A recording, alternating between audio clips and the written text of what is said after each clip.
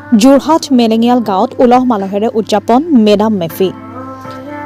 ৰাজ্যৰ বিভিন্ন প্ৰান্তৰ লগতে আজি যোৰহাট জিলাৰ অন্তৰ্গত পশ্চিম যোৰহাট মেলেঙিয়াল গাঁৱতো উলহ মালহেৰে উদযাপন কৰা হয় মেডাম মেফি।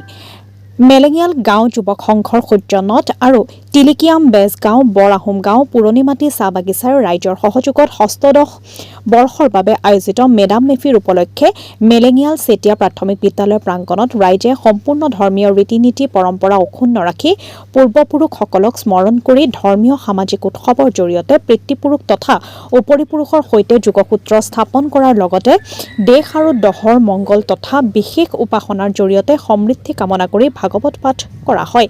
ইফালে এই অনুষ্ঠানতে গণশিল্পী ৰাজীৱ শদিয়াৰ প্ৰতি শ্ৰদ্ধা জনাই ৰাইজে 1 মিনিট মৌন প্ৰাৰ্থনাও কৰে। উল্লেখযোগ্য যে অসমৰ অন্যতম জনগোষ্ঠী টাই আহোমসকলে উপৰিপুৰুষসকলক সোঁৱৰিবলৈ প্ৰত্যেক বছৰে আজিৰ দিনটোতে উদযাপন কৰে এই পূজা। বৰ অসমৰ ভেটি নিৰ্মাণৰ বাবে 7 ৰাজ মাৰি 1 ৰাজ কৰা বৃহৎ জনগোষ্ঠীটোৱে পালন কৰা এই মেডাম মেফিৰ জৰিয়তে বিশ্ব শান্তি কামনা কৰা হয়। পূৰ্বপুৰুষক পূজা কৰি সকলোৱে মংগল বিচাৰে এই পবিত্ৰ দিনটোত। টাই ভাষাৰ মেডাম মেফিৰ অৰ্থ হ'ল মে মানে তৰ্পণ, দাম মানে মৃতক, ফি মানে মৃতকৰ দেও। উল্লেখযোগ্য যে সম্পূৰ্ণ আহোম জনগোষ্ঠীৰ ধৰ্মীয় ৰীতি নীতিৰে এই দিনটো পালন কৰা হয়।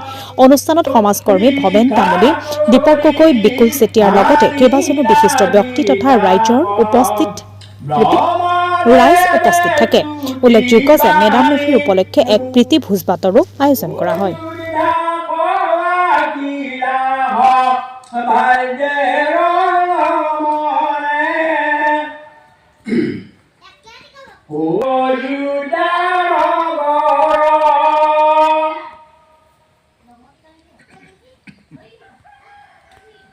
ৰোহিত ভৈয়া হৰি ৰাম অৱতাৰ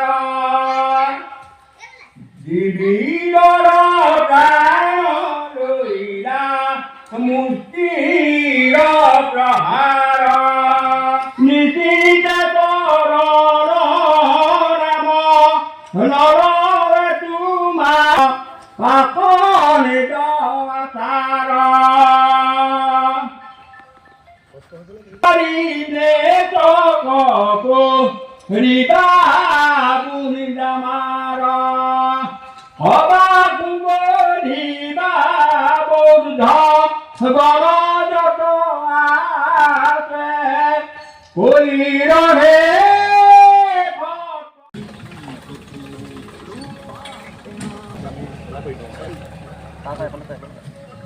তোমাৰ চাই দে এইটো চেনেল ওলাব ন